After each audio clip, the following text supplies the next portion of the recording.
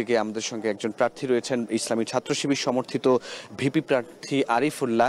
আমরা একটু আরিফ ভাই আপনার সঙ্গে একটু কথা বলতে চাই। দুটি নির্ঘুম রাত পার হয়েছে, এখন পর্যন্ত কোনো ফলাফলের কোনো খবর নেই।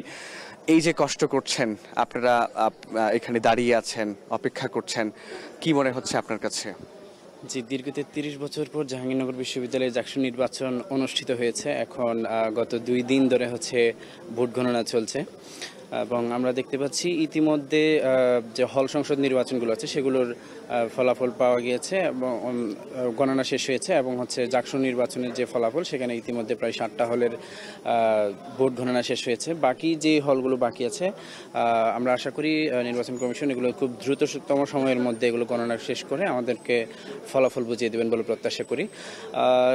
গত 11ই সেপ্টেম্বর আপনারা দেখেছেন যে ক্যাম্পাসের স্টুডেন্টরা খুবই সানন্দে ভোট কেন্দ্রগুলোতে গিয়েছে এবং ভোট দিয়েছে এবং এই যে গত 2 দিন ধরে সবাই অপেক্ষা করছে যে তাদের সেই ভোটের যে ফলাফল সেটা পাওয়ার জন্য। আপনি দেখতে পাচ্ছেন যে নির্বাচন কমিশনের আশেপাশে যে জায়গাগুলোতে সব শিক্ষার্থীরা অবস্থান করছেন এবং ফলাফলের জন্য তারা অধীর আগ্রহে বসে আছেন।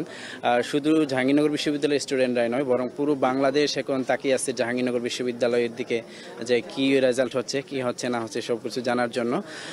আমি মনে করি যে জাহাঙ্গীরনগর বিশ্ববিদ্যালয় নির্বাচন কমিশন অতি দ্রুত সময়ের মধ্যেই নির্বাচনের ফলাফল ঘোষণা করতে পারে। আপনি কতটা এই ফলাফলের ব্যাপারে এবং বিজয়ের ব্যাপারে আশাবাদী, বা আপনার প্যানেল কতটা আশাবাদী? জি দেখেন, বিপ্লব পরবর্তী বাংলাদেশের মানুষজন আসলে একটু পরিবর্তন চায়। তারা চায় যে বাংলাদেশের সুস্থ ধারার রাজনীতি গড়ে উঠুক। তারা চায় কোনো ধরনের জোর জবরদস্তিমূলক কোনো ধরনের রাজনীতি তারা চায় না। বড় ভাইয়ের যে টাকার যে রাজনীতি সেগুলো তারা চায় না। তারা চায় আসলে সবাই এমন একটা রাজনৈতিক পরিবেশ চাই যেখানে সবাই মত প্রকাশের স্বাধীনতা থাকবে, ধর্মীয় স্বাধীনতা থাকবে, সাংস্কৃতিক স্বাধীনতা থাকবে। সেই জায়গা থেকে এবং যারাই রাজনীতি করবে তারাই আসলে জনগণের জন্য রাজনীতি করবে, শিক্ষার্থী বান্ধব রাজনীতিগুলো করবে, এটাই আসলে সবার চাওয়া। সেই জায়গা থেকে বাংলাদেশ ইসলামী ছাত্র শিবির ইতিমধ্যেই আমরা বিপ্লব পরবর্তী বাংলাদেশে অনেকগুলো শিক্ষার্থী বান্ধব কাজগুলো করেছি সেই জায়গাতে, এবং আমাদের মতো শিক্ষার্থী বান্ধব কার্যক্রম অন্য কোনো ছাত্র সংগঠন করতে পারেনি। সেই জায়গা থেকে আমরা মনে করি যে আসলে বাংলাদেশ ইসলামী ছাত্র শিবিরের যে প্যানেল আছে এটার উপর সাধারণ শিক্ষার্থীরা আস্থা রেখেছে। আমরা মনে করি এবং যে ভোটের যে ফলাফল আসবে ইনশাল্লাহ সেটার মাধ্যমে প্রমাণিত হয়ে যাবে আর কি ইনশাল্লাহ। ফলাফল যেমনই হোক আপনারা সেটা মেনে নেবেন। ঢাকা বিশ্ববিদ্যালয়ে আমরা দেখেছি সেখানে ডাকসু নির্বাচনের ল্যান্ডস্লাইড ভিক্টরি যেটাকে বলে, অর্থাৎ বাংলায় আমরা যেটাকে ভূমিধস বিজয় বলি, আমরা ডাকসুতে সেটা দেখেছি। আপনারা কি একই প্রত্যাশা জাকসুতেও করছেন? জি, বাংলাদেশের যে নতুন বাংলাদেশের মানুষজন আসলে এমন রাজনীতি চায় যে রাজনীতিবিদদের মধ্যে আসলে সততা, দক্ষতা এবং যোগ্যতা থাকবে।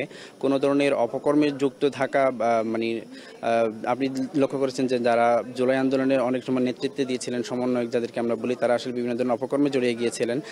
কিন্তু ইসলামী ছাত্র শিবির এই জায়গা থেকে অনেক বেশি ভালো শক্ত অবস্থানে ছিলেন। তারা কোনো ধরনের অপকর্মে ল্যান্ডস্লাইড ভিক্টরি হোক অথবা না হোক, অথবা আপনাদের প্যানেল থেকে কেউ বিজয়ী হোক অথবা না হোক, ফলাফল মেনে নেবেন?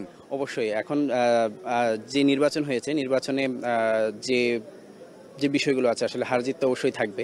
সে হারজিত যাই হোক আমরা মেনে নিতে প্রস্তুত।